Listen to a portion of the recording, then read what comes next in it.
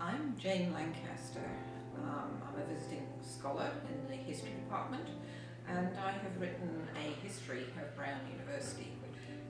The Cimmerian Club was the student government organisation started in the 1890s by a group of young men who liked to have lobster dinners. Lobster was a lot cheaper in those days than it is now, so perhaps it isn't quite as surprising. And so they started up, as I said, in the 1890s, trying to regulate something to do with student life. The Cimmerian Club was very interested in student life, basically, and that traditions and rules be followed. They had all sorts of weird things, like freshmen had to wear their beanies at all times, and they couldn't stand or sit in certain places. Sometimes this, I believe, went to very bad conclusions. There was a case during the First World War where a student refused to wear his beanie, and the Cimmerian Club said he must, even though he was a transfer student and he wasn't technically a freshman, but he was a freshman at Brown. But he kept refusing, and so the Cimmerian Club just looked the other way while other students tied him to a chair, doused him in cold water. This was in November and it was out of doors.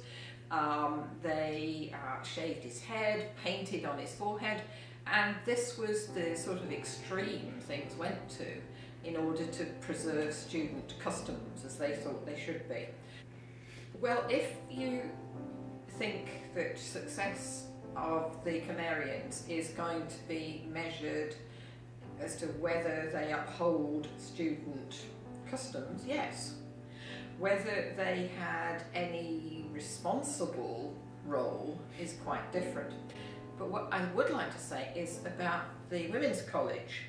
The women at the Women's College had a student organisation set up, I think, in 1895 with the encouragement of the then Dean Emery, who had set something similar up at the University of Wisconsin from whence she came. And the Women's College had a great deal of responsibility for attendance, for infractions, that kind of thing. Whereas the Cimmerians were much less official, perhaps, than the Women's College student organisation was.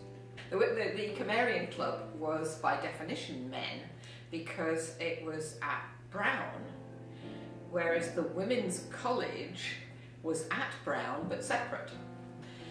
During the First World War, as you may or may not know, the campus was militarised, and almost all the students were in uniform, and they were in the Army or the Navy.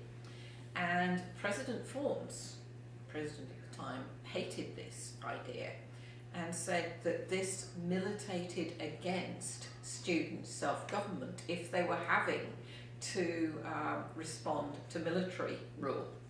So that was, I think, 1918.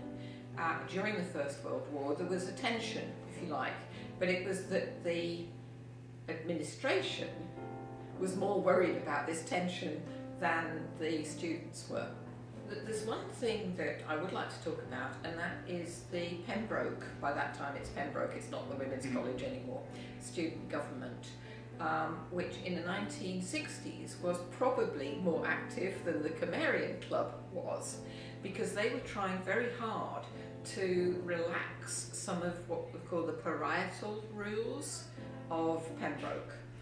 This is the idea that women had to be chaperoned and they couldn't have men in their rooms, and they had to dress for dinner and all those other things that were still there in the 60s. So the Pembroke student government was probably more active than the Cimmerian Club was in the 60s. The two parts of Brown, the Pembroke and the Men's College, Brown itself, merged in 1971, so student government by necessity merged at the same time.